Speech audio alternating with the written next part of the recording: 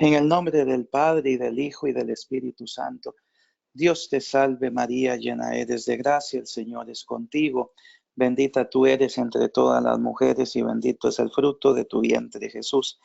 Santa María, Madre de Dios, ruega por nosotros pecadores, ahora y en la hora de nuestra muerte. Amén. María, trono de la sabiduría, ruega por nosotros. Pues entonces, buenas noches a todos. Yo quisiera comenzar con la respuesta a todo aunque no me concierne, pero veo que es mi obligación, porque vi y leí cosas que desde el punto de vista de la fe católica, de la dogmática católica, no son ciertas. En eso que ustedes iban discutiendo en el chat de ustedes con respecto al alma separada del cuerpo. Y, hermanos míos, eso es muy serio. Eso es muy serio. Yo no puedo simplemente en estas cosas tan delicadas dar una opinión, pensando yo ya en ustedes como diáconos, ¿no? Yo quisiera, queridos hermanos, de que volviésemos a lo que vimos al inicio, o sea, sobre cómo se hace la teología y de dónde es que la iglesia recibe, de cómo es que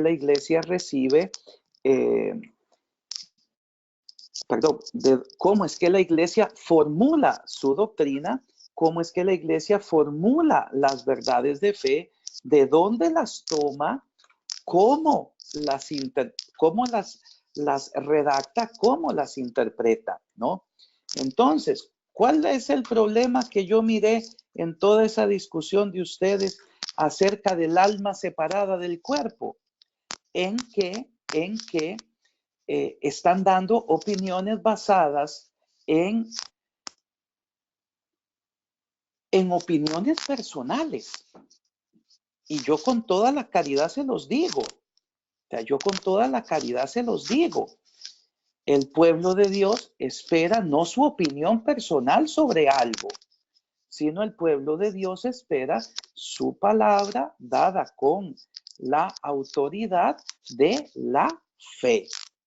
Ahora, y se los digo, perdonen que me meta, pero aunque no me concierne, pero sí es mi obligación ante Dios. Primero, o sea, si yo niego, porque en el fondo eso fue lo que hicieron, si yo niego que la muerte es la separación del alma y del cuerpo, los dos coprincipios que forman la naturaleza humana y que forman junto con el acto de ser la persona humana.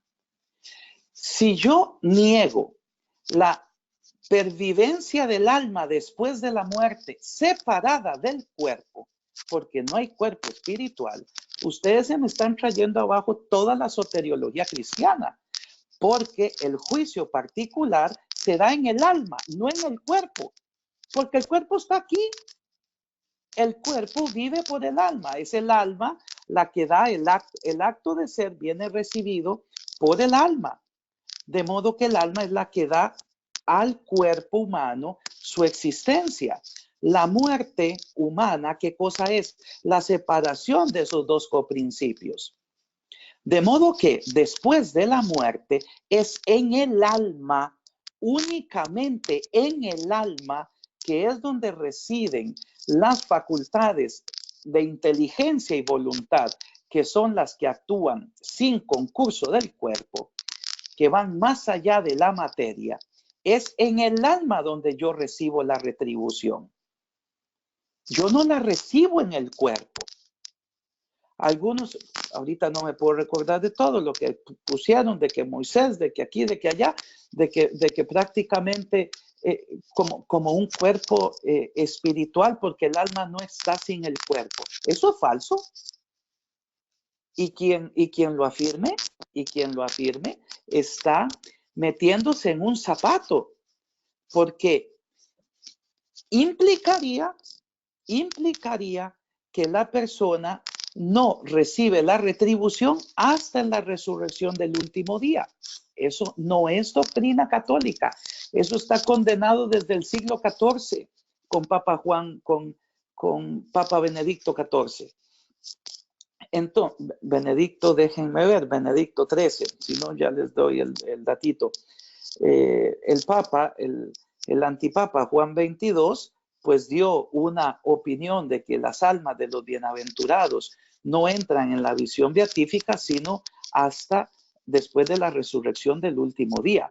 Queridos hermanos, después tuvo que intervenir el Papa que siguió, si ahorita no me falla la memoria, es Benedicto XII o Benedicto XIII, quien tuvo que salir con un documento magisterial para decir no. Inmediatamente después que la persona muere, la persona es juzgada en el alma. En el alma. ¿Por qué en el alma? Porque el cuerpo está aquí. Ahora, si alguno de ustedes dice, oiga, padre, pero es que yo no puedo hablar del alma separada del cuerpo, ¿no? Yo no puedo hablar del alma separada del cuerpo. ¿Por qué? Porque el ser humano es una unión de ambos. Muy bien. Esto ha sido solucionado con base siempre en el documento de la fe, que es la revelación cristiana, que atestigua, hoy estarás conmigo en el paraíso. O sea, no estarás conmigo en el paraíso hasta que vuelvas a tener tu cuerpo al final de los siglos. No, hoy estarás conmigo en el paraíso. Y este hoy es el hoy de cada una de las personas que fallecen, que en el alma reciben la retribución. En el alma reciben la retribución. Si alguno, porque aquí prácticamente, si no me equivoco, también hablaron hasta de la paloma, del Espíritu Santo, y que entonces la paloma tenía un cuerpo verdadero. O sea, invocaron casi como la existencia de un cuerpo espiritualizado, porque no existe alma sin cuerpo. Yo se los digo, a nivel de dogmática católica, eso es erróneo. La persona recibe la justificación, la retribución en el alma. ¿Y por qué en el alma? Porque el alma es inmortal. El alma no queda aniquilada cuando el compuesto se descompone. Porque el alma, siendo inmortal, tiene de una vez y para siempre el acto de ser con el cual Dios el Señor la creó. Eso es lo que yo, queridos hermanos, pues yo les quería compartir. Repito, no corresponde, pero como vi que es una cuestión pública que pusieron ahí, es mi obligación, pues como sacerdote, decirles, no, tengan mucho cuidado. Tengan mucho cuidado. No sé si a esto tienen alguna pregunta, porque no sé si logré captar el problema. Bendiciones, Padre. Entonces, lo que se dijo en su momento de la enseñanza del catecismo, que precisamente habla de que en la muerte ocurre la separación del alma del cuerpo. Sí. Entonces, estábamos en lo correcto, porque se discutía que teológicamente o en algunas tendencias teológicas no se aceptaba ese punto. Entonces, ese punto del catecismo sigue siendo cierto en toda su extensión. Claro, hermano mío, porque es magisterio de la iglesia. Ok, excelente. Es un magisterio de la iglesia. La antropología católica, la antropología cristiana, se basa en el pensamiento de Aristóteles y Santo Tomás de Aquino. Quien lo quiere evitar tiene que enfrentarse con la tradición. Y la concepción de hombre que más respeta el dogma de nuestra fe es el ileformismo aristotélico tomista. Entonces, yo no puedo, con base en antropologías que no corresponden a el contenido de la revelación, dar una relectura a los dogmas de la iglesia. Lo pueden hacer si gustan, claro, pero eso ya entonces, vuelvo a lo mismo, ya no es fe católica y entra en contradicción con el magisterio precedente. de acuerdo con nuestra fe, únicamente la Santísima Virgen María, por el singular privilegio de su maternidad divina, es aquella que goza con su cuerpo de la visión beatífica. De acuerdo con la fe, no hay otro más. Esto será precisamente, todas estas pues son discusiones, todas ellas medievales. No existe, vamos a ver si lo digo bien, en medio de la carrera, no existe evidentemente el ser humano en toda su plenitud sin el cuerpo. No existe. O sea, el cuerpo es parte integral del ser humano. Pero la muerte, que es castigo del pecado con el cual nuestros padres perdieron la justicia original con la que fueron creados, la muerte hace que el cuerpo, mientras no ocurra la resurrección del último día, esté sola. El alma está sin su cuerpo porque el cuerpo queda en esta tierra. Entonces, la resurrección universal implicará, de acuerdo con tantos de los grandes teólogos católicos, esa plenitud de la salvación que ya la persona ha adquirido en Cristo. Porque ya yo, que soy alma y cuerpo, o ustedes lo pueden decir sin ningún temor, persona corporal, yo que soy persona corporal, ya voy a ver a Dios para siempre. Como soy, como Dios me creó, con mi alma y con mi cuerpo, para siempre.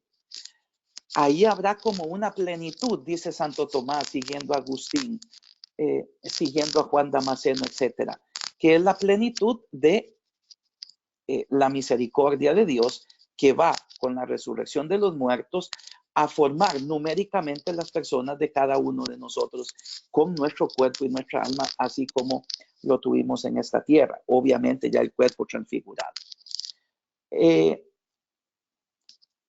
Entonces, al final, cuando haya la resurrección, va a haber esa plenitud. Pero esa plenitud no quita que ya desde ahora las personas en el alma, y lo repito ya 10 veces, en el alma, porque el cuerpo está aquí, el cuerpo no está en el paraíso, el cuerpo está aquí, el cuerpo no está en el infierno, no está en el purgatorio, el cuerpo está aquí. Únicamente la Virgen María, de acuerdo con la fe católica, goza de la visión de Dios con su cuerpo. Entonces, si yo esto lo niego, yo quisiera que sepan que se meten en un zapato para después enfrentar las objeciones. Y son facilísimas. Explíqueme la palabra de Cristo con respecto al ladrón, al buen ladrón en la cruz. ¿Cómo explica usted? Hoy estará conmigo en el paraíso. No la puede explicar, porque repito, el alma, que es principio de vida, ya que en el alma es donde se halla el ser del sujeto, que es donde radica la personalidad del individuo, es la que pasa a ser juzgada. En otras palabras, es donde se da el juicio particular.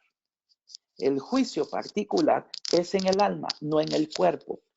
Yo me recuerdo que alguno metió también pues lo de Elías, alguno metió lo de la paloma del Espíritu Santo, etcétera, donde prácticamente parecía como que si hubiese un cuerpo.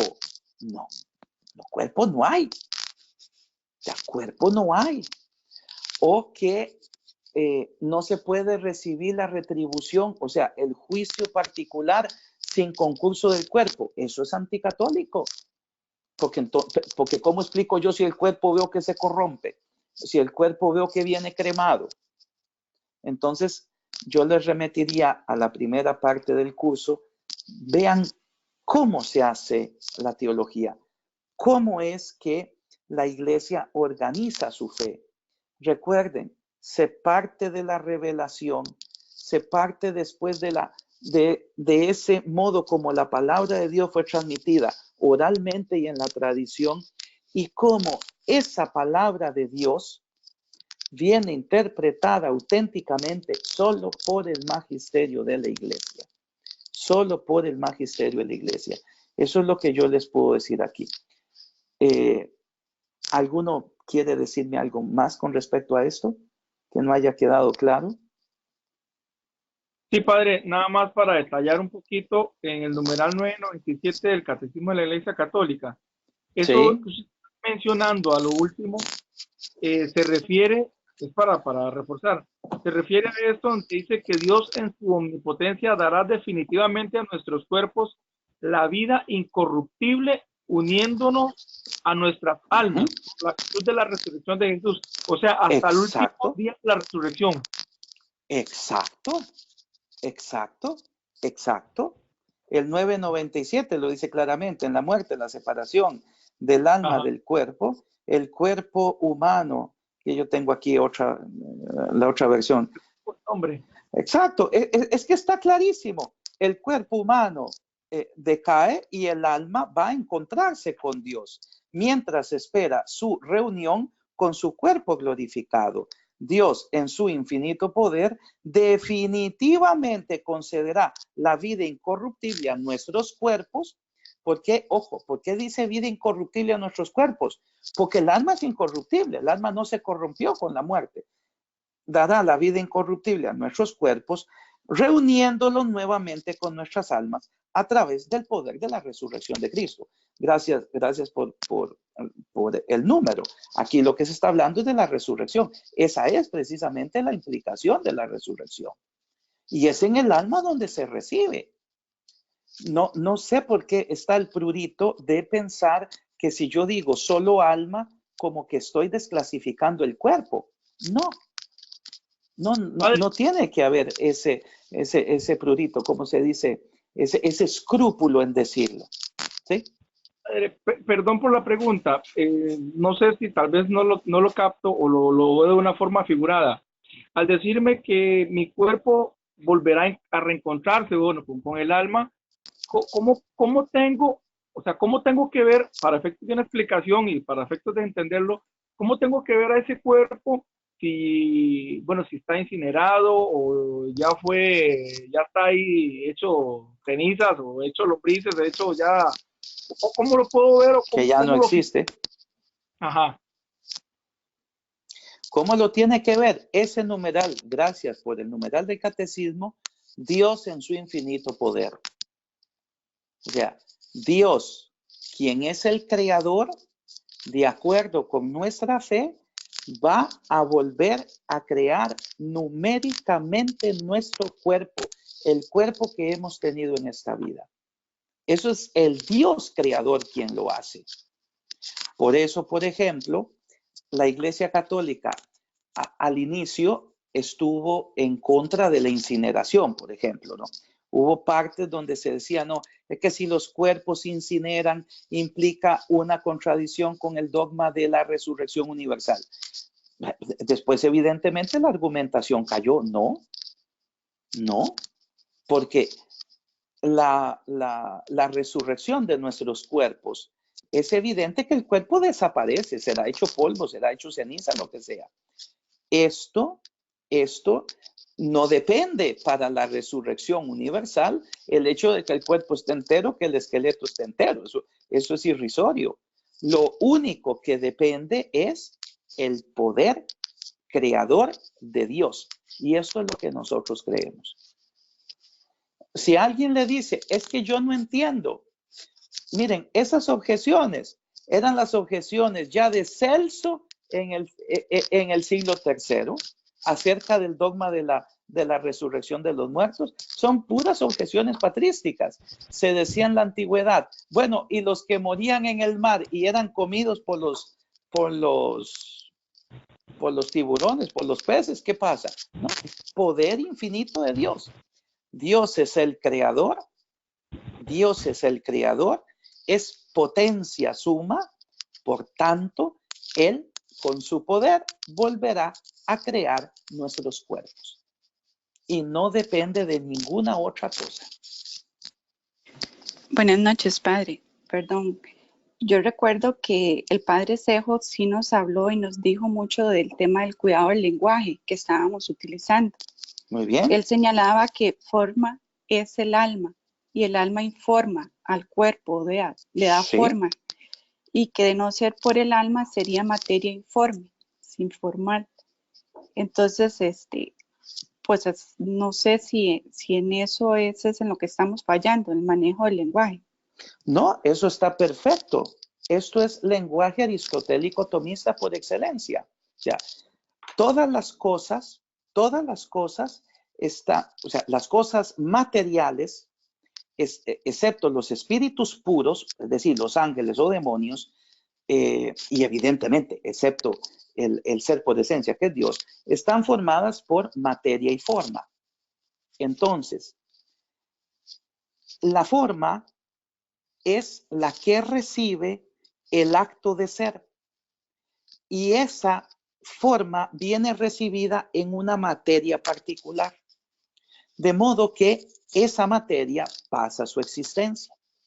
Está muy bien dicho. El alma es la forma del cuerpo humano, el cuerpo humano es la materia. Eso está perfecto. Entonces, cuando muere una planta, la forma, porque el alma nutritiva de las plantas, cuando muere la planta, desaparece la forma queda aniquilada y la materia se va a corromper. Cuando muere un animal que tiene alma nutritiva y también alma sensitiva, o sea, es decir, facultad de nutrición y de sentir, igual muere el pobre perro, el perro va a morir. Esa forma, que es corruptible porque está en comunión con la materia, va a desaparecer, va a quedar aniquilada y la materia de ese perro también va a desaparecer. Cuando se habla de la forma, que es el alma humana, que ya comprende todo lo que es a nivel de nutrición, a nivel de sensación y a nivel de intelectualidad, ya aquí el alma no se corrompe con la muerte.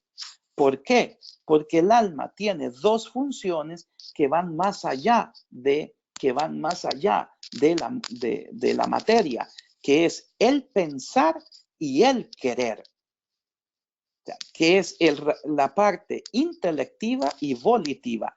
Esto va más allá de nuestro cuerpo.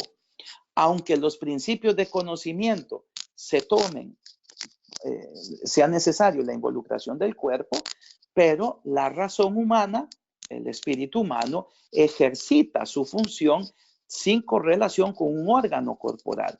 Entonces, destruido el compuesto, ese cuerpo humano que es materia, ya que no vive sin la forma que es el alma, pasa a ser corrupción. Pero el alma, ella subsiste y en ella se da la retribución en el juicio particular de cada uno. Entonces, respondiendo a su pregunta, señora, está perfecto. Eso que ustedes están diciendo está perfecto. El alma es la forma, el cuerpo es la materia. Y uno los separa porque se necesita separarlos. ¿Para qué? Para poderme yo acercar a el estudio de ellos. Pero no se dan separados en la realidad. O sea, no se dan separados en la realidad. Yo puedo decir perfectamente, no existe alma sin cuerpo. Lo puedo decir. Pero claro, lo puedo decir en el momento de la concepción. Es decir, no hay almas preexistentes que primero fueron creadas las almas y después en el tiempo fueron creados los cuerpos. No. Eso ya es herejía antigua, esos son errores antiguos, igual de la época patrística. No, lo que hay es que en el mismo momento en el que Dios crea el alma, en ese mismo momento se crea esa materia humana. De modo que, y por eso es que la iglesia opta por la animación inmediata, es decir, en el momento mismo de la concepción, donde está la primera célula humana, ahí ya Dios ha creado una persona, porque el alma y el cuerpo ya son uno de modo inscindible, que nosotros los separamos únicamente para acercarnos a nuestro objeto de estudio, o sea, porque es la capacidad humana de conocer. Entonces, no hay alma sin cuerpo, claro, no hay alma sin cuerpo, no hay cuerpo sin alma. Cuando yo estoy hablando desde el momento de la concepción, pero no post-mortem. Después de la muerte, el alma subsiste sin el cuerpo. El alma es forma sustancial subsistente, dice Tomás de Aquino, que es la mayor, la definición más exacta de lo que es el alma a nivel metafísico. Forma sustancial subsistente, es decir, ella no tiene su ser de la materia. No depende en su ser de la materia, como si depende la forma de la planta, como si depende la forma del animal. No sé si le contesté, señora. Sí, gracias. Sí.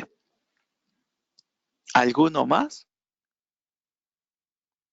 No sé si quiere alguna pregunta de esto.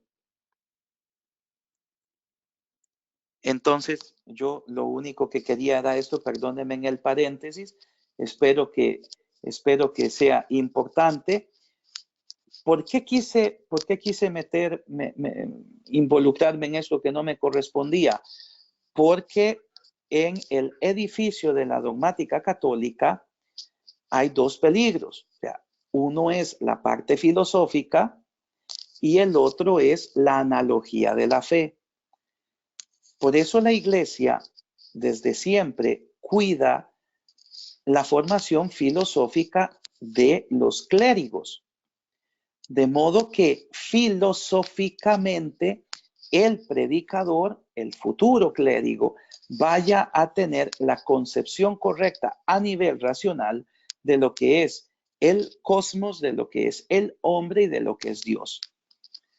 Entonces, la iglesia desde siempre ha puesto como fundamento de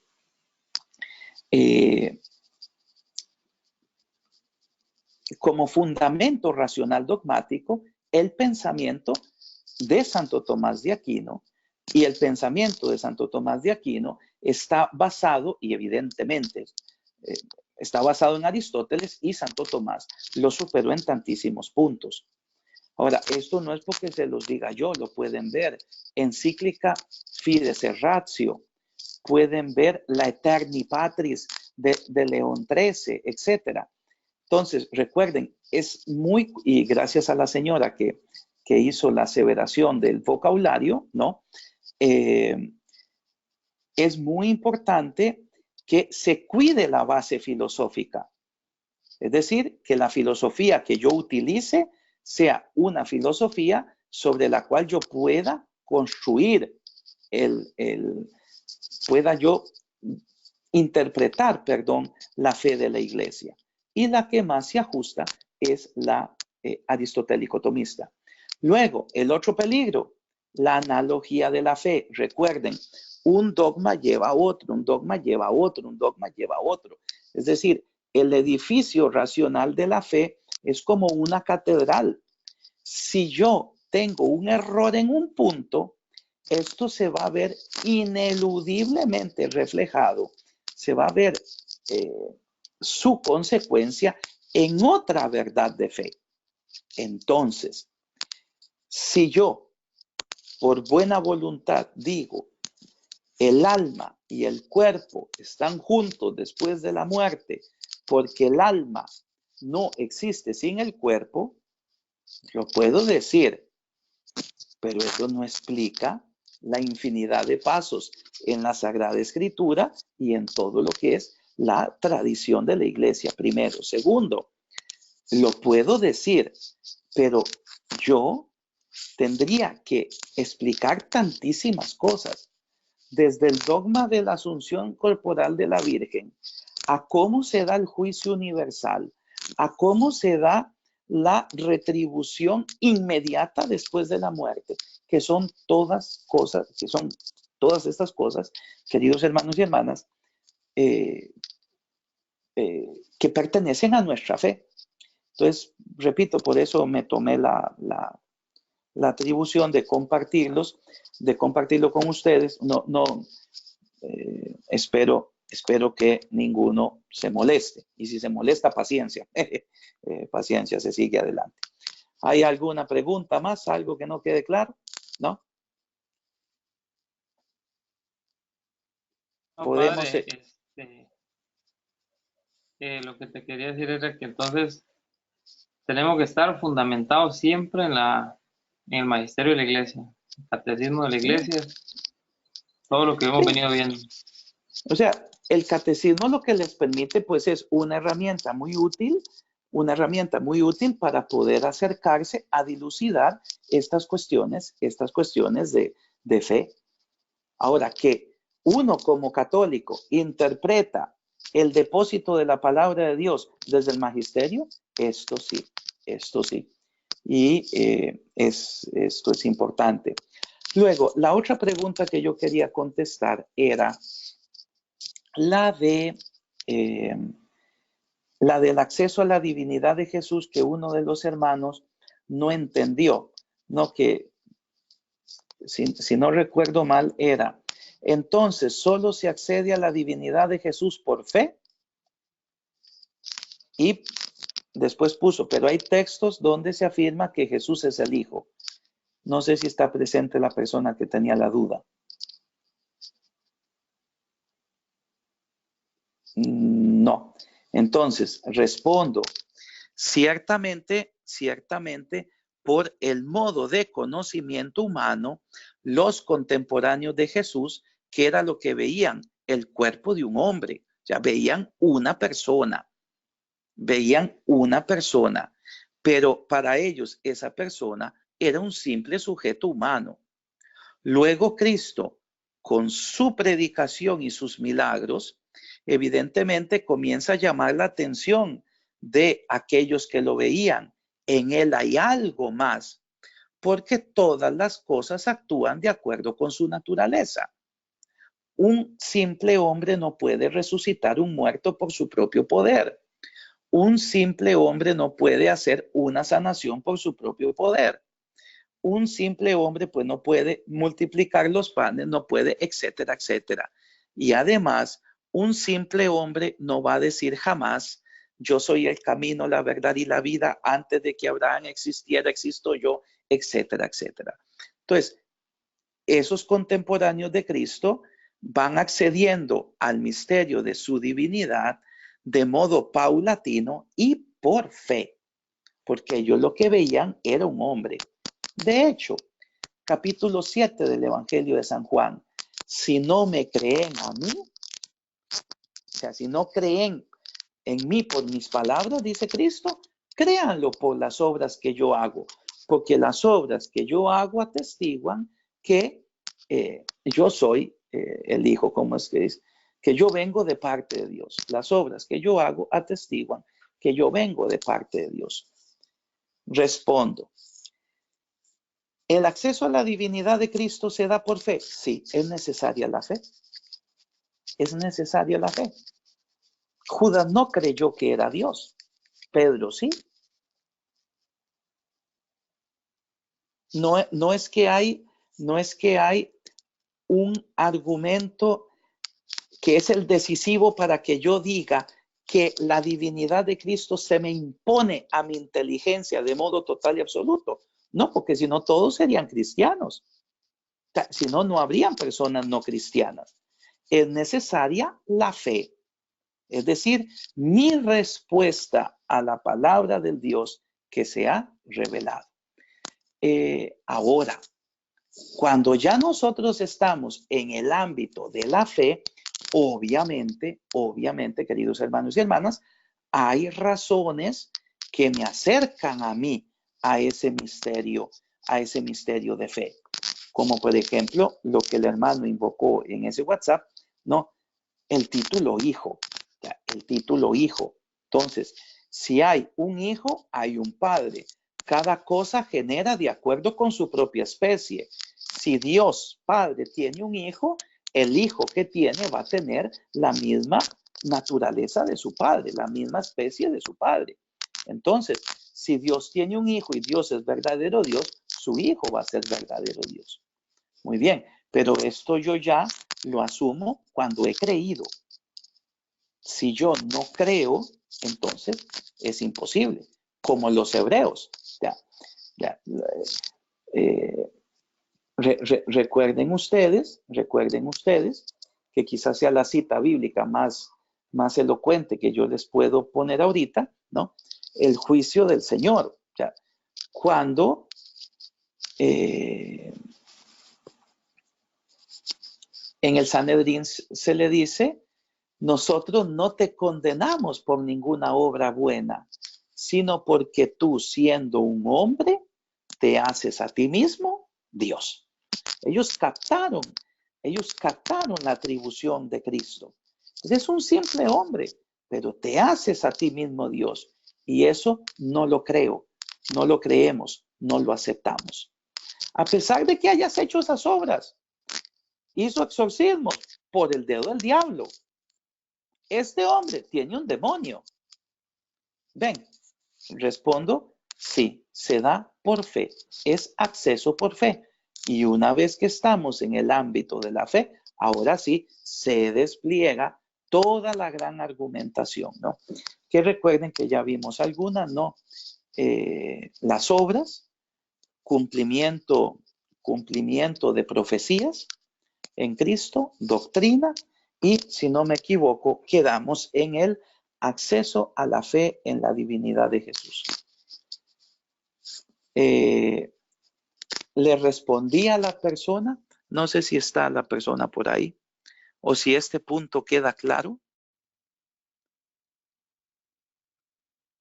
¿Queda claro? Sí. Porque yo entiendo que muchas personas pueden estar pensando, pero entonces es un fideísmo. No, o sea, el fideísmo es cuando yo acepto una cosa únicamente por fe sin tomar los argumentos racionales. Únicamente fe, no razón. Cuando yo absolutizo la razón es el racionalismo. Únicamente la razón es el criterio de verdad. No, ni una cosa ni la otra. Cuando yo digo que el acceso a la divinidad de Jesús se da por fe, es porque yo tengo que dar el asentimiento de mi inteligencia y voluntad para decir, sí, Señor, yo creo que tú eres el Hijo de Dios. Ahora, a esta profesión de fe, ¿yo le puedo dar argumento racional? Claro, claro, claro. Como por ejemplo, los milagros de Cristo. Ahora, aquí ya vienen y vean que vuelvo nuevamente a la primera parte del curso, ¿no? Recuerden que hay una manera de cómo se lee la escritura católicamente.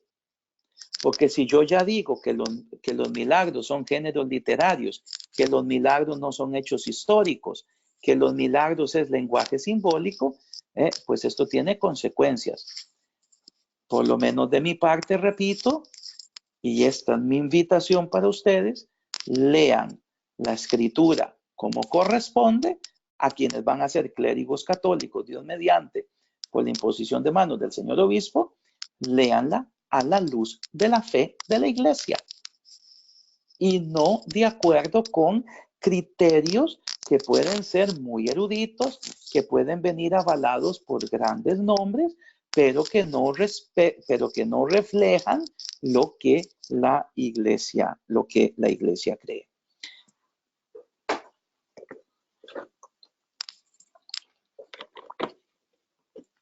Perdón, padre. Bueno. Perdón, sí, señor. En este punto que usted estaba comentando, en esa línea sí veo una cosa que genera como cierta incertidumbre a veces, es la variedad de posturas, porque Yo por lo menos he escuchado posiciones que racionalizan tanto el texto bíblico que precisamente llegan a negar todos estos hechos milagrosos y lo atribuyen a fenómenos naturales no explicables en aquel momento. Entonces, la cuestión es esta. Esa tendencia racionalista que yo veo como que se está metiendo mucho al punto que va descartando la fe y va descartando toda esa posibilidad del Dios Todopoderoso, ¿de dónde viene y cómo es que eso se está estableciendo? Mire, usted me mete un zapato con esa pregunta. Sí, porque aquí uno tiene que dar su opinión, pues su opinión personal, ¿no? Sea como creyente y en la mía, pues como estudiante de teología, ¿no? Pues vea, yo lo primero que le puedo decir es que si yo no quiero interpretar la escritura de acuerdo a cómo la lee la iglesia en su tradición, en su magisterio, pues me parece que hay una soberbia de fondo.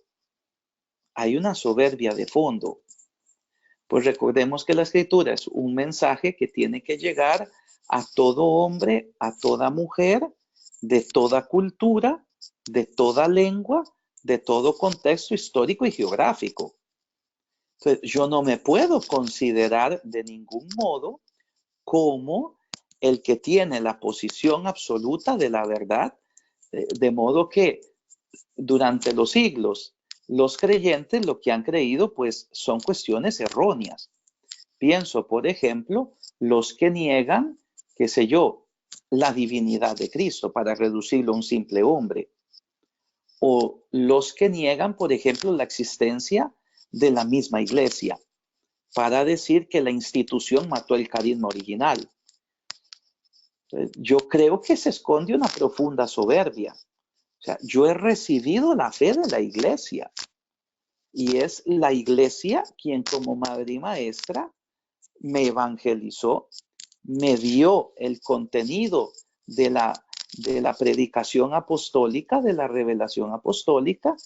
Y bueno, pues yo como cristiano vivo esa fe y como sacerdote, diácono, obispo, pues la predicaría, la predicaré como lo dice la iglesia, porque es esa transmisión, el depósito de la fe yo lo he recibido y la iglesia lo custodia y lo presenta a toda persona de todo contexto histórico-geográfico.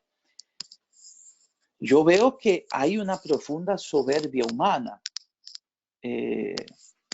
Los grandes teólogos, pues precisamente, pues los más grandes, los que han hecho brecha en la historia de la teología, son los que dicen, si algo de esto contradice la fe de la Iglesia Católica, considérese falso. Considérese falso. Pues yo no estoy por encima de la Iglesia, primero. Segundo,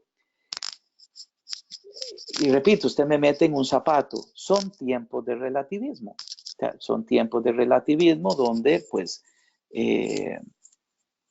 el concepto de verdad viene muy devaluado para adecuar la verdad a lo que cada cabeza piensa, de modo que ya el que se pretenda poseer una verdad pareciese casi hasta prepotente, pareciese que es soberbia. No, el Señor Jesucristo lo dijo, yo soy la verdad.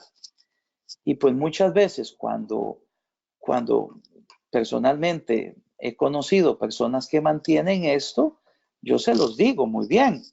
Para usted no hay ninguna verdad absoluta. No. Ah, pero al menos usted sí tiene una verdad absoluta. Y ya abren los ojos. ¿Cuál? Que no hay ninguna verdad absoluta. O sea, si usted me está diciendo, no hay verdades absolutas, la inteligencia humana no puede llegar a afirmar nada que sea verdadero, auténtico, en todo momento, en todo lugar, en todo contexto. ¿Eso es lo que usted afirma? Sí, bueno, pues esa es su verdad absoluta. La verdad absoluta del relativista es que todo es relativo. No sé si me comprenden. Perdón, no sé si me doy a entender. Sí, claro, padre. Entonces, aquí yo veo soberbia de una parte y que pues hay tiempos, estos tiempos nuestros, porque pues donde el relativismo está muy presente, donde el concepto de verdad está muy devaluado, y pues eso entra. Además, no se puede negar que nosotros estamos en el mundo de la comunicación, en el mundo de la globalización. No se puede olvidar de que es una época muy plural de por sí. Pero el cristianismo de los orígenes fue así. El mensaje del evangelio de Tierra Santa se extendió por el mundo conocido. ¿Y cuál es la maravilla de la difusión del cristianismo? Su concordancia en las verdades fundamentales, que revestían ropajes distintos, es decir, interpretaciones distintas, de acuerdo con contextos distintos. Es lógico, pues las culturas son diferentes, pero había una unidad que todos creían a pesar de las diferencias. Entonces, en esta pluralidad, sí, yo siento que a un nivel humano, pues el ansia de novedad, de presentar mi palabra como si fuese la última, muy bien, creo que se esconde una soberbia detrás, ¿no? Cuando yo no me dejo guiar por lo que la iglesia cree, como madre y maestra que es. Luego, con respecto al por qué se difunde, son tiempos de pluralismo, son tiempos de relativismo, son tiempos de crisis de la verdad, porque son tiempos donde la filosofía también viene muy despreciada y bastante descuidada. Entonces, claro, hay un caldo de cultivo para eso. ¿Alguno más? Muchas gracias, padre. Entonces, miren, seguimos con lo de el acceso a la divinidad de Jesucristo. Recuerden que lo que vimos la clase anterior fue milagros, profecías del Antiguo Testamento que se cumplían en el Señor y su doctrina. Pero está entrando mucho un nuevo acceso a la divinidad de Jesús, que es la atracción de su persona. O sea, la atracción de la persona de Cristo. Que no sé si les dije, creo que sí, que hay una película, la película última que se hizo sobre la resurrección, que presenta de modo plástico esto, ¿no? Cuando están interrogando a María Magdalena y están interrogando a una señora anciana creyente, y que ellas dos mujeres, claro que son más sensibles que el hombre, con mayor capacidad de sensibilidad, dicen, es su persona, la atracción de su persona. Y esto implica que ya la persona misma del Señor Jesús tuvo que tiene pues una gran fuerza de convención.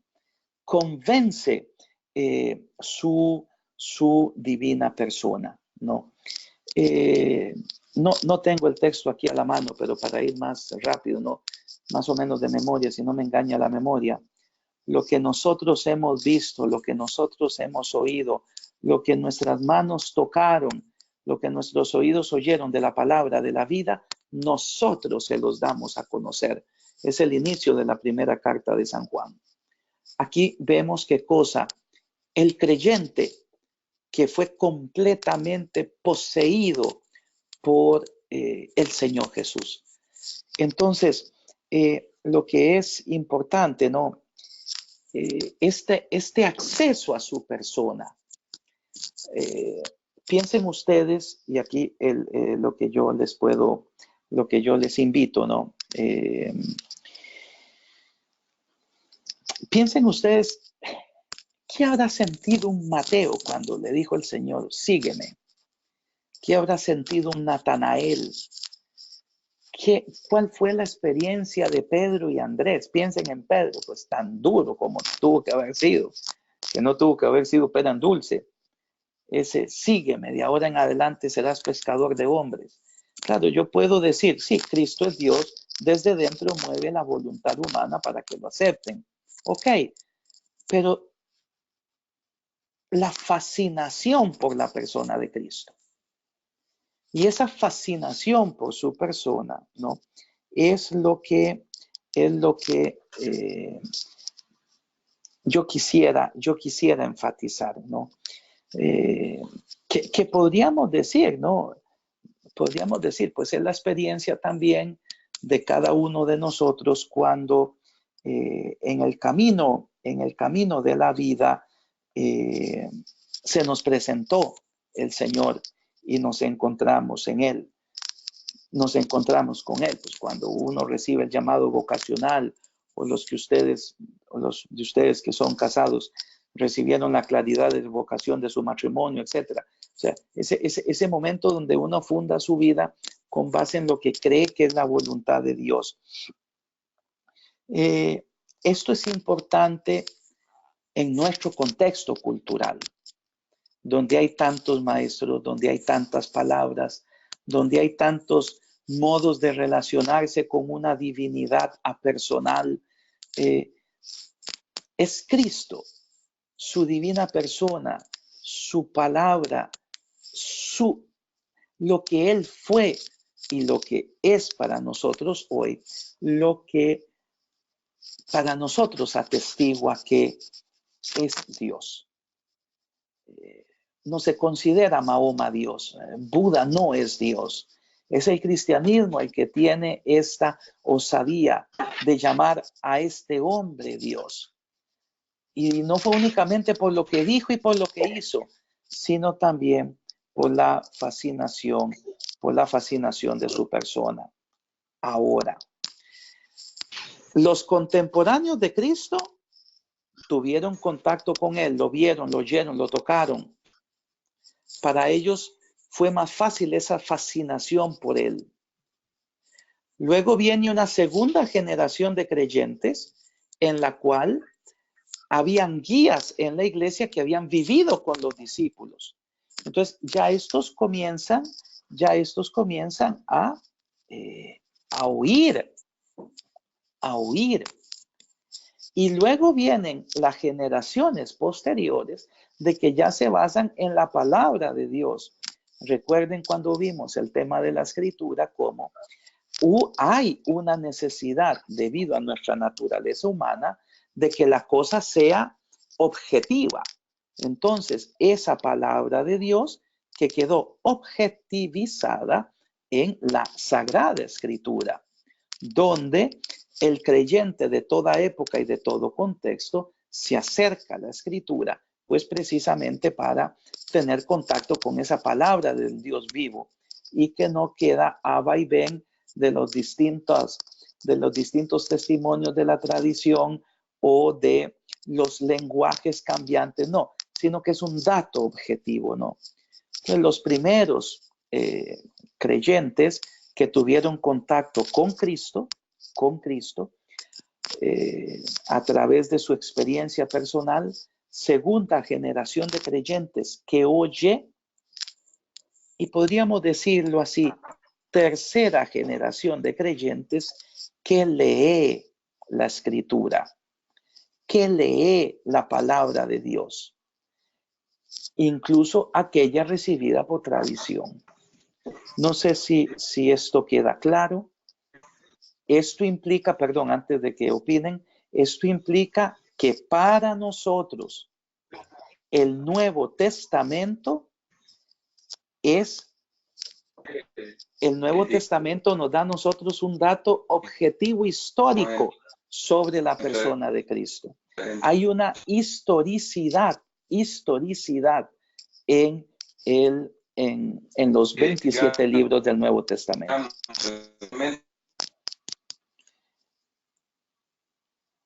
Don Félix, usted que sabe leer esa voz, ¿qué fue lo que pasó? Creo que alguien quiere hablar, pero no está no tiene buena conexión, me parece. Sí, creo que por ahí va la cosa. Sí, si alguien tenía la pregunta, pues no se la escuché, hermano. No se la escuché. Entonces, esto implica que los relatos evangélicos nos presentan la verdad histórica de quién fue Cristo.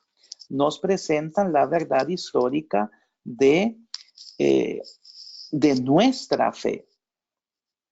En esto, pues yo lo que les recomiendo que compren, ojalá que compren y que pareciese que es difícil de entender, pero no es así, con un poquito de esfuerzo y de interés se puede, es que compren el libro Jesús de Nazaret de Joseph Ratzinger. Joseph Ratzinger, Benedicto XVI. Hay otros, pero digo por la cercanía y por el modo de acercamiento de el Santo Padre y del teólogo Ratzinger en aquel momento a la verdad de los evangelios en tiempos en los cuales el evangelio ha sido considerado incluso hasta mitológico. Esto es muy, muy, muy importante. Por eso, vamos a ver lo de la divinidad entonces de Jesús que viene confirmada en los relatos de los evangelios. Uno tiene que ser consciente que en el evangelio, en ninguna parte, el Señor Jesús se presentó a sí mismo con la expresión yo soy Dios. No fue que el Señor en el evangelio venga dicha por él esa frase, yo soy Dios. ¿Por qué creen ustedes que no la dijo? No la dijo porque recuerden que para el judío el dogma fundamental de Israel es la unicidad de Dios. Escucha Israel, el Señor nuestro Dios es uno y solo a Él darás culto. O sea, el dogma fundamental de Israel es el monoteísmo. Si Cristo se hubiese presentado a sí mismo como Dios, es evidente que, presentado a sí mismo como Dios abiertamente, es evidente que la confusión hubiese sido muy grande. Piensen en el capítulo 6 del Evangelio de San Juan, el discurso del pan de vida, donde ya está muy clara aunque no se diga, la connotación de la divinidad de Cristo. ¿Cómo termina ese capítulo? Muchos ya no seguían a Jesús. Por eso el Señor, como buen pedagogo, fue tomando de la mano a sus discípulos y mostró el misterio de su identidad a través de sus obras y sus palabras. Entonces, aunque Cristo no haya dicho nunca, hermano, yo creo que alguien está hablando porque aquí entran bastante ruido. Sí, alguien tiene abierto el micrófono. Alguien tiene abierto el micrófono y por eso se interrumpe. Entonces, lo que es importante que aunque esto no aparezca dicho, es porque tiene una razón.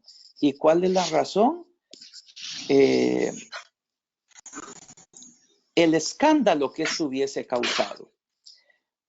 Ahora, a través de estas acciones y palabras, sí, los judíos llegaron a la conclusión de la atribución de Cristo. Es que tú, siendo un hombre, te haces Dios. Cristo crucificado recibe las blasfemias, baja de la cruz y te creeremos, porque ellos sabían muy bien que lo que Cristo se arrogaba a sí mismo era su ser hijo de Dios. Entonces, hay una serie de afirmaciones que son las que, para quien tiene fe,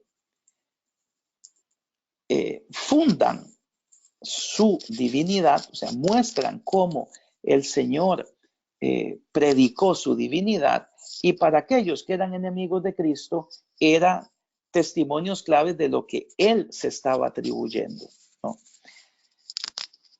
Aquí voy a leer distintas citas bíblicas, ¿no? En momentos emotivos, Cristo se encomienda a su Padre, ¿no? Ellos lean Juan 17, 7, 22.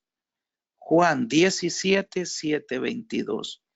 Ellos conocieron que yo salí de ti. Todo lo mío es tuyo y yo he sido glorificado en ellos. Que todos ellos sean uno, como tú, Padre, estás en mí y yo en ti. Yo les he dado la gloria que tú me diste, a fin de que sean uno, como nosotros somos uno. La identidad de Cristo, pues se repite también en esta otra afirmación, Juan 13, 32, Juan 13, 32. Ahora ha sido glorificado el Hijo del Hombre, y Dios ha sido glorificado en él. Si Dios ha sido glorificado en él, si Dios se ha glorificado en él, Dios también le glorificará. Juan 17, 5. Ahora, Padre, glorifícame tú a tu lado con la gloria que tuve junto a ti antes de que el mundo existiera. Aquí ya hay una afirmación de la preexistencia de Cristo, que es el argumento ya a nivel racional en el que se basa su divinidad. Si yo no creo que la persona de este Jesús de Nazaret preexiste a su encarnación, entonces yo no creo que Cristo sea Dios. Yo no creo que Cristo sea Dios.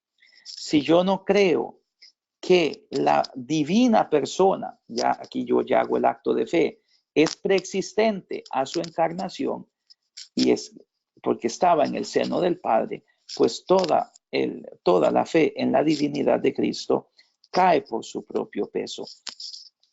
Juan 17, 8. Ellos conocieron verdaderamente que yo salí de ti y creyeron que tú me has enviado. Pueden leer Juan 16, 27, 28. Juan 16, 27, 28. Yo he salido del Padre, salí del Padre y vine al mundo. De nuevo dejo el mundo y me voy al Padre, ¿no? Veamos Juan 14, 7, 11. Juan 14, 7, 11. Si me habéis conocido, conocéis también a mi Padre. Felipe, tanto tiempo hace que estoy con ustedes y no me conocen. El que me ha visto a mí, ha visto al Padre. ¿Cómo dices tú, muéstranos al Padre? ¿No crees que yo estoy en el Padre y el Padre está en mí?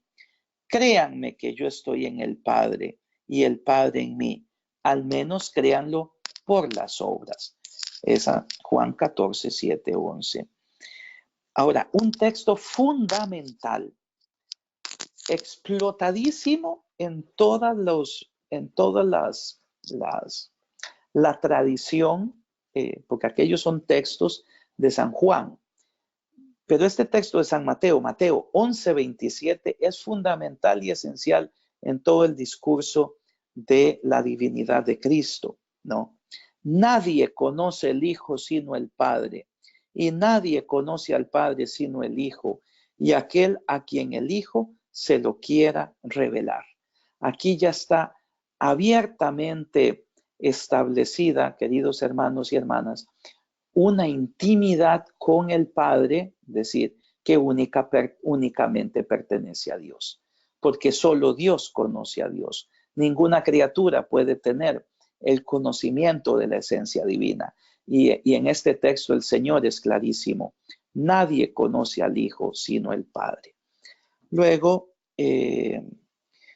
Juan 10:30, el Padre y yo somos una misma cosa.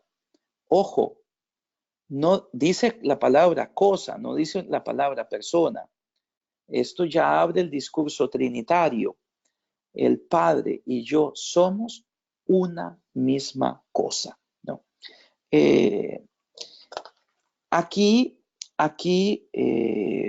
hemos, con estos textos, visto un poquito lo que el Señor dice. Ahora, acerquémonos a lo que ya, ahora sí, en los escritos del Nuevo Testamento se fue afirmando sobre Jesús, principalmente a la luz de su resurrección.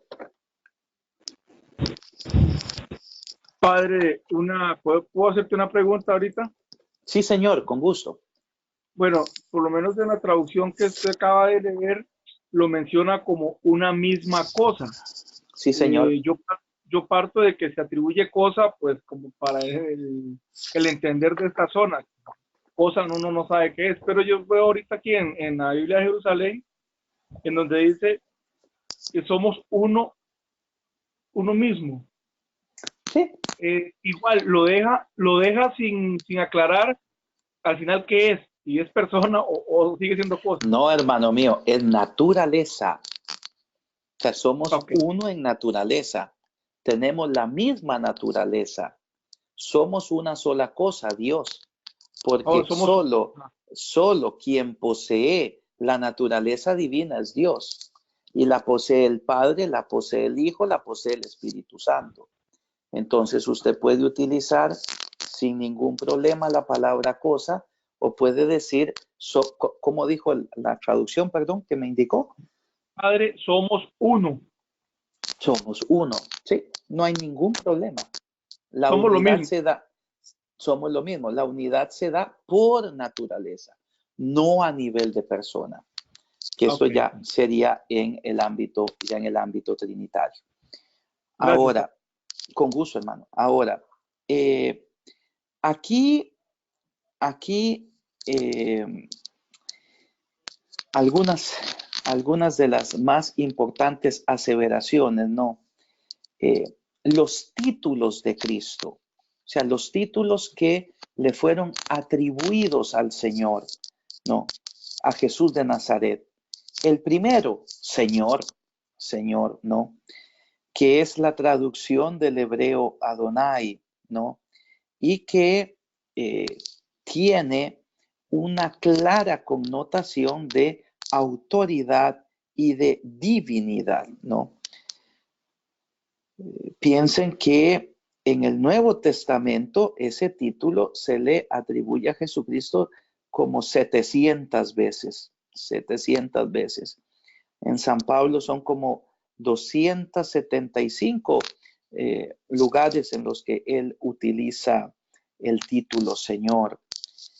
Igual, Padre, o sea, con el título Señor se está dando una atribución a la divinidad de Cristo. ¿Sí, Señor? ¿Autoridad de qué? Perdón, me dijiste. Se le está atribuyendo un carácter divino a Cristo con la aplicación del título Señor. Una autoridad que va más allá de lo humano. Ok, gracias, Padre. Luego el título Cristo o ungido, que indica también su carácter divino, que aparece 529 veces, casi siempre referido a Jesús. Luego, aquí es muy importante el binomio Hijo del Hombre, Hijo de Dios. Hijo del Hombre, Hijo de Dios. Que ustedes van a leer seguido en los evangelios. En los evangelios.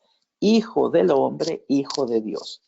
Si yo quiero resumir al máximo, todo lo que esto, porque ustedes comprenderán que detrás de cada una de estas cosas han corrido ríos de tinta. Si quisiéramos llegar a lo más concreto, cuando se dice Hijo del Hombre, se está refiriendo a Jesucristo en cuanto hombre. Jesucristo en cuanto hombre. Y cuando se está refiriendo a Hijo de Dios, a Jesucristo en cuanto Dios. Claro que esto necesita unas grandes explicaciones de filología, etcétera, pero aquí no estamos para eso. Como la tradición ha entendido esto, pienso en un San Agustín, San Buenaventura, Santo Tomás, ¿no? El título Hijo del Hombre lo que implica es un hombre, es decir, se hace referencia a la humanidad del Señor. El título Hijo de Dios se refiere a su carácter divino, ¿no? Luego, en los estadios posteriores, en las etapas posteriores de la formación del Nuevo Testamento, pues nosotros encontramos afirmaciones que presentan a Jesús muy íntimo con el Padre, ¿no? Leo algunas, ¿no? Leo algunas. Juan 14:1.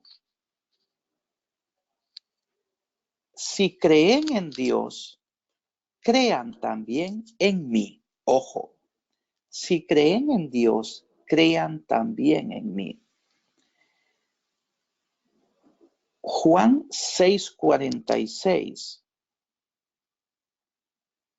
Solo Cristo ha visto al Padre porque Él procede de Dios. Juan 1:18 y Juan 3:11. Juan 1:18 y Juan 3:11. O sea, este Jesús, o sea, ya el Verbo encarnado, está en el seno del Padre y Él mismo lo dio a conocer. Importantísimos estos otros dos textos, Mateo 11:27 y Lucas 10:22. Todo me ha sido entregado por mi Padre, y nadie conoce al Padre sino el Hijo, y nadie conoce al Padre sino el Hijo y aquel a quien el Hijo se lo quiera revelar. Entonces, bueno, pongamos también Juan 5:22-23. Juan 5:22-23. El Padre no juzga a nadie, sino que ha entregado al Hijo todo el poder de juzgar, para que todos honren al Hijo como honran al Padre. El que no honra al Hijo, no honra al Padre. Y aquí una cita que yo les recomiendo mucho, sobre todo cuando uno está en crisis de fe, Juan 1:18. Juan 1:18, que es el último versículo, el prólogo del Evangelio de Juan. A Dios nadie lo ha visto jamás. Dios unigénito, que está en el seno del Padre, lo ha dado a conocer. Lo ha dado a conocer. Aquí ya vemos, ojo que estamos hablando del Verbo ya hecho carne. ¿Por qué Cristo es el revelador supremo? Porque Él es el único que ha visto al Padre. Él es el único.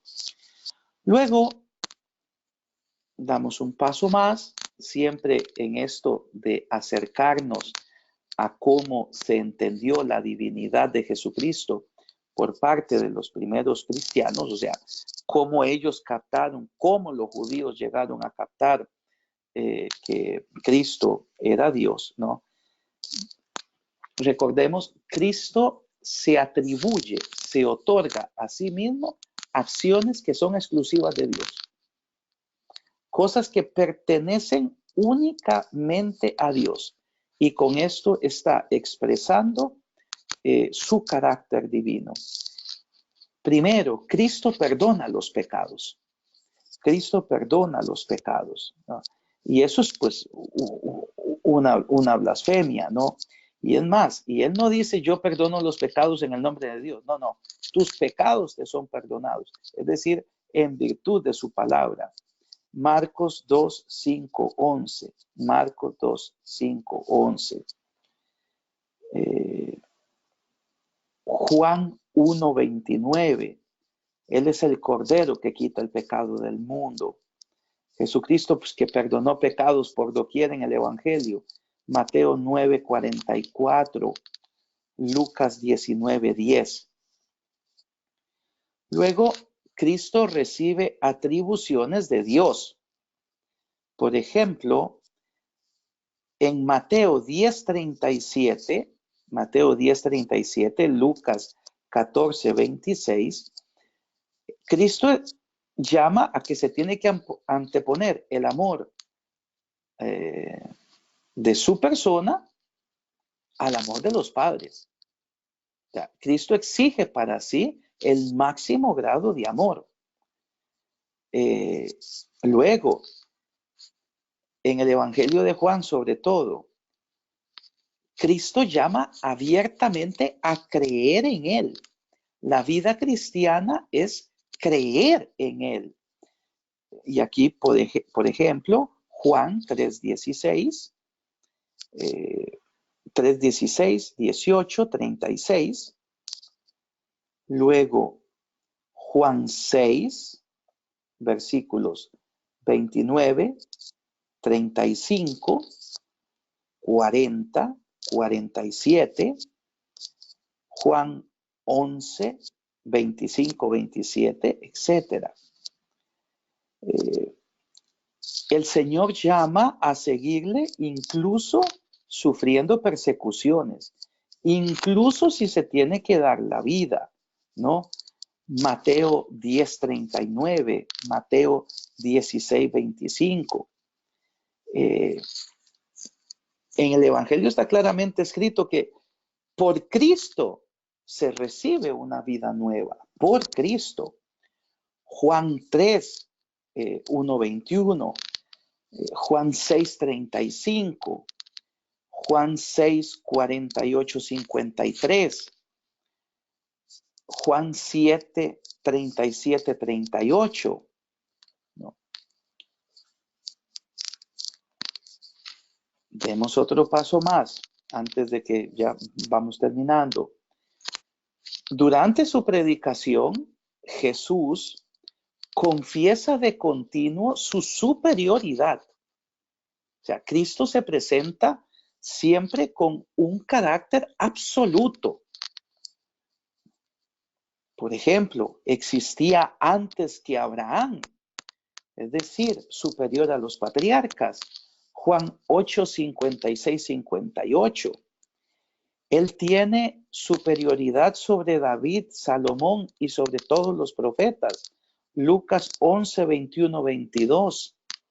Mateo 22, 43, 45. Luego, importantísimo, Cristo está por encima del templo. Mateo 12, 6. Juan 12, 18.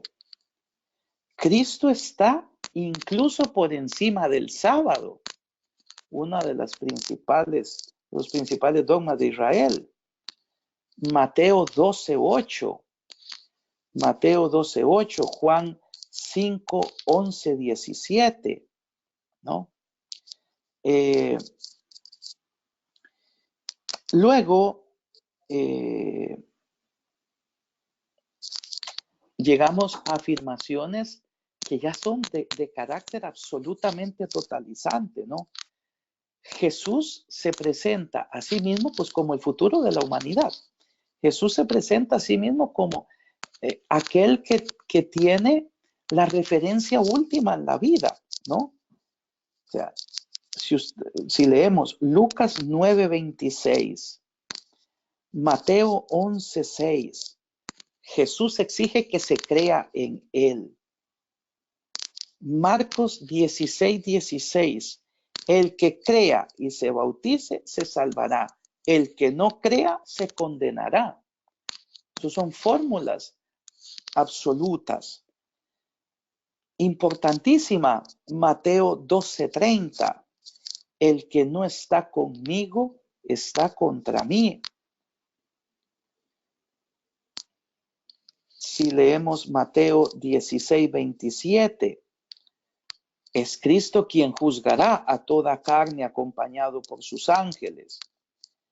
Mateo 25:46 presenta que la sentencia de Cristo es definitiva, ¿no?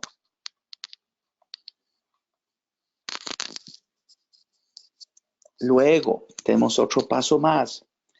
Jesús mismo se presenta como aquel que tiene poderes, pues poderes divinos igual a los de su Padre.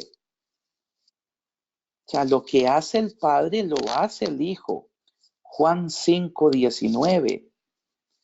Jesús tiene su misma ciencia. Juan 10:15. Jesús incluso pues puede resucitar muertos. Juan 5:21. Entonces, aquí, con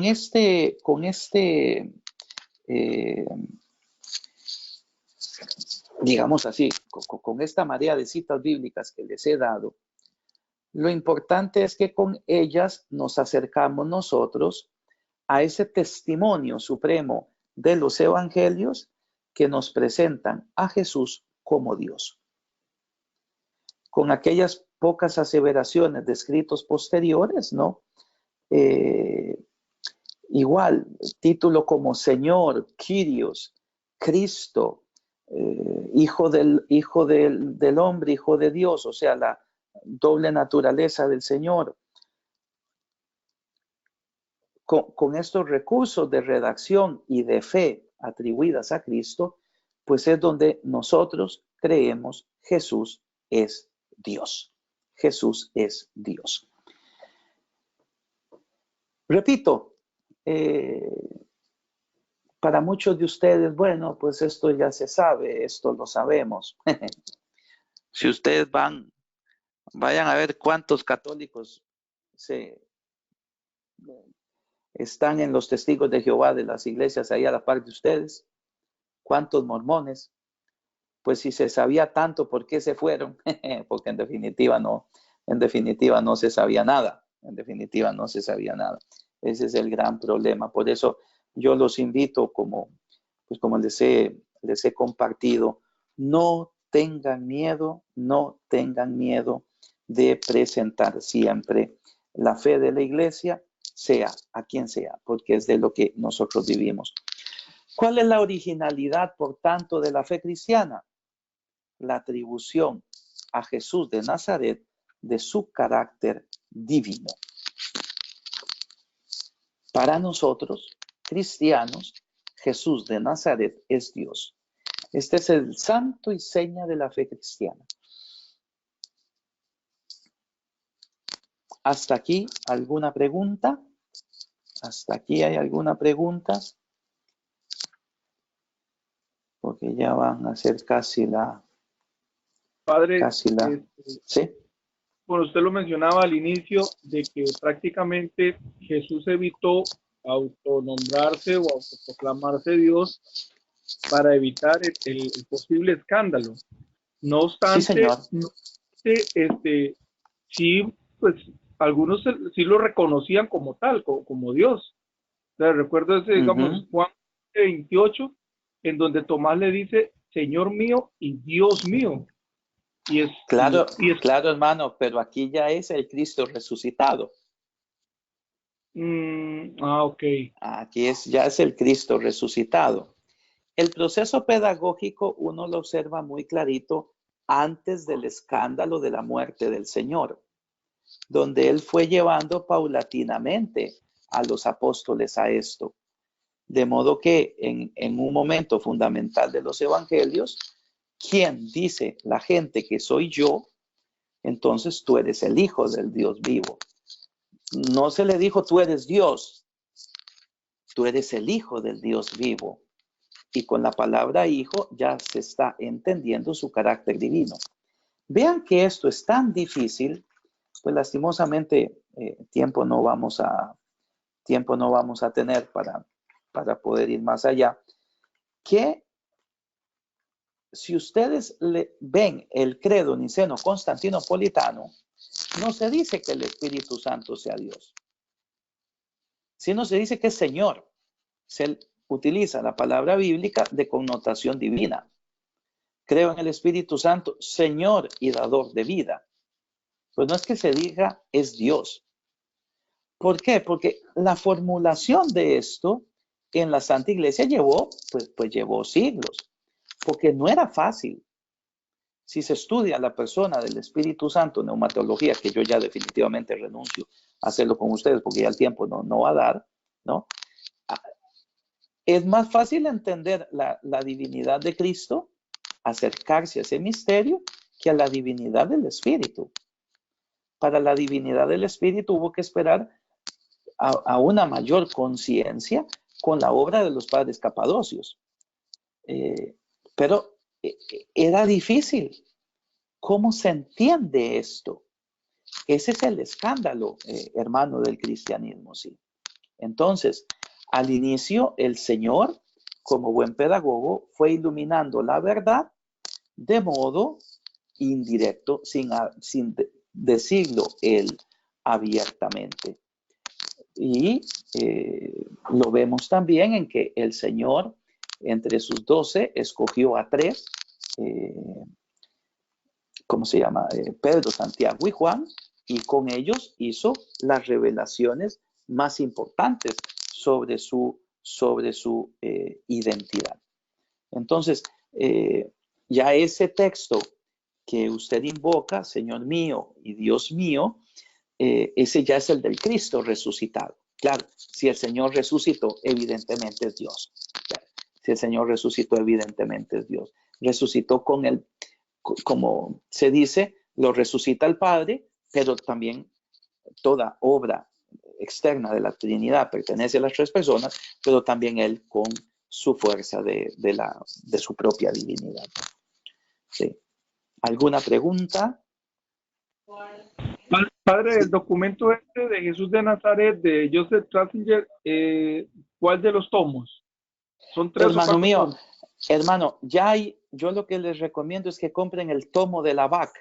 Claro, no pueden salir a comer cenas en 2 meses, porque estos benditos hacen las cosas tan recaras para los clérigos, tan fregados económicamente. Cuesta como 60,000 colones, yo creo, el tomo de la VAC. Jesús de Nazaret, de Joseph Ratzinger. Es un tomo solo. ¿Por qué les recomiendo ese? Porque está ordenado cronológicamente. Es la edición definitiva de las obras de Joseph Ratzinger en traducción española. Pero la VAC hace los libros, pero los hace muy caros, hermano. Paciencia. Paciencia. Sí. Ok, no, es que me estaban preguntando, estaba haciendo una consulta, entonces, pero está bien, Sí. Padre, gracias. Recuerden que históricamente fueron 3, ¿no? Que él publicó primero del bautismo a la transfiguración, luego de la transfiguración a la ascensión, y el último chiquito sobre los primeros años de la vida del Señor.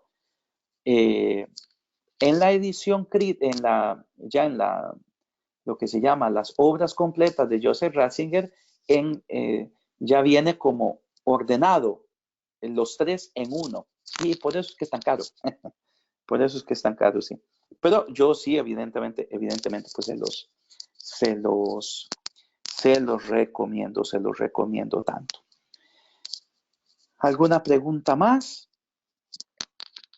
¿Algo que no quede claro? Sí, Padre, estas revelaciones y estas enseñanzas que Jesús hace con esos títulos que usted ha mencionado, es muy importante mencionar que Él las hace casi que en la intimidad de sus amigos, de sus apóstoles, y también, como usted lo mencionó, finalmente hace revelaciones más íntimas con Pedro, Santiago y Juan, ¿verdad?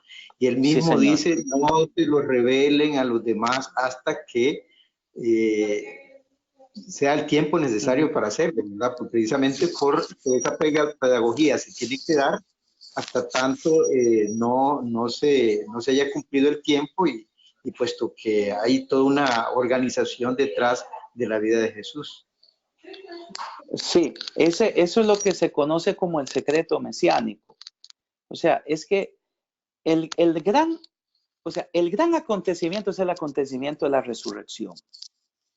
Porque con la muerte del Señor estamos todos como los discípulos de Maús, nos vamos tristes para la casa nuevamente. Quien creíamos que era el Mesías, pues ha muerto como ha muerto todo hombre. Pero ya la resurrección es lo que pone santo y seña al misterio de la fe. Si Cristo ha resucitado, es Dios. Es Dios. De modo que, claro, ver a aquel hombre que fue destruido por los romanos, verlo ahora resucitado, que come ante ellos, ya es el carácter divino del Señor. Entonces, este Jesús, ¿quién es? Dios. Dios. Dios. O sea, no nos cansemos de decirlo. No nos cansemos igual de, siendo Dios, es el revelador de Dios, porque solo Dios conoce a Dios. Esto ayuda mucho, queridos hermanos y hermanas, pues cuando uno está en crisis de fe, cuando uno está incluso en crisis a nivel eclesial, etc. No, Jesucristo es Dios y es Él quien me lo ha revelado. Y es Él quien me lo ha revelado. Bueno, ¿alguna otra pregunta? Yo los veo muy acomodados a ustedes en sus casas, por lo menos los que puedo ver aquí. Vi hasta que la señora le sobó la cabeza a alguno por ahí. Muy bien. Pero yo no quiero abusarme con la hora. Son las 8:53, me parece. Entonces, no sé si tienen alguna pregunta más.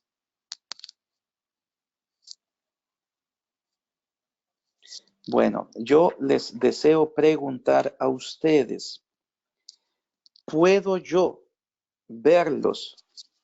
O sea, este sábado hay clase virtual, ¿verdad? Me parece. Sí, señor. Sí, padre, sí, clases virtuales. Muy bien. ¿Puedo yo regalarles a ustedes 2 horas el viernes? De modo que nos veamos de 7 a 9. ¿O es mucho pedir? Vean que yo no les he pedido ni trabajo ni nada y el examen va a ser muy fácil. Al menos que se cansen oyéndome la voz. No sé si es posible. Díganme ustedes. O por lo menos pues se quedará grabada, don Félix, y después la siguen las personas. No sé si es factible. Sí, no habría ningún problema. Para mí sí es factible, no hay problema. No hay problema, no hay problema. Entonces, Dios mediante de 8. Déjese cómo es la cosa, sí, 8.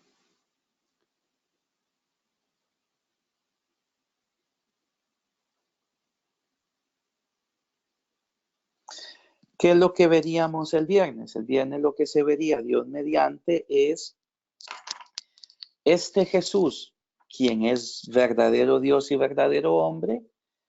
¿Qué es lo que vino a hacer? ¿Cuál es su obra? Es decir, su obra de redención, su obra soteriológica para la salvación del género humano. De modo que, muriendo Jesucristo en la cruz, en su naturaleza humana, muere Dios, entonces, por la fuerza de su divinidad, nos reconcilió con el Padre, quitándonos el obstáculo que nos impedía nuestra salvación. Entonces, pues ahí les deseo lo mejor y Dios mediante nos veremos el viernes, entonces a las 8 de la noche. Y después el sábado sería, 7 de la noche para ustedes, y después el sábado, pues Dios mediante, a las 8 de la mañana. ¿Alguna pregunta más? Entonces, viernes a las 7 y el sábado a las 8, padre, igual, si Dios quiere. Sí, 8, sí. Es a las 8, ¿no, don Félix? Me parece. Sí, no, que yo pensé. Sí, correcto. Pensé que estaba reemplazando la clase del sábado. Ah, no, les estoy regalando 2 horas y a ver si la semana entrante les regalo unas 4 para ver si hacen ustedes penitencia. Por los aires navideños. No, sí, no, nos vemos, pues está la cosa muy atrasada. Bueno, yo espero que lo que vimos al inicio del curso, padre, perfecto. Yo espero que lo que vimos al inicio del curso, que en sí, yo lo había pensado para poco, pero viendo el interés de ustedes, pues me permití alargarlo, haya sido importante para ustedes. Eso pues yo me lo deseo de corazón, porque si no habríamos perdido dinero y tiempo, ¿no? Entonces, ya yo creo que yo lo del Espíritu Santo yo ya no se los podría ver, ya no se los podría dar, pero al menos ver si parte de lo de Trinidad, sí. Yo después les puedo dar el nombre, porque claro, por lecturas de esto hay cantidad. Veo que los ponen a leer mucho. Ahora, yo no sé, yo puedo decirle, mire, tome y leas esas 50 páginas de ese libro y escríbalas. Ya esto ya no es posible, ni mucho menos. Pero sí les puedo dar, para los que tienen interés, el nombre de los que yo considero los principales manuales que les pueden servir para que después ustedes puedan ir profundizando esto que a vista de pájaro hemos estado viendo. Entonces, pues bueno, pues yo les deseo feliz tarde. Repito, contesté esa, me metí en esa discusión de ustedes, primero porque fue público y yo estoy ahí metido, y después porque sí estaba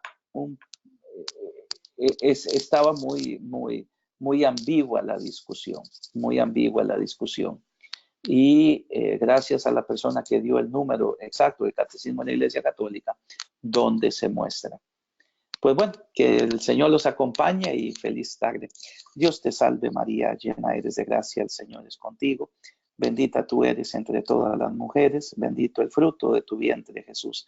Santa María, Madre de Dios, ruega por nosotros pecadores, ahora y en la hora de nuestra muerte. Amén. Feliz noche a todos, hasta luego.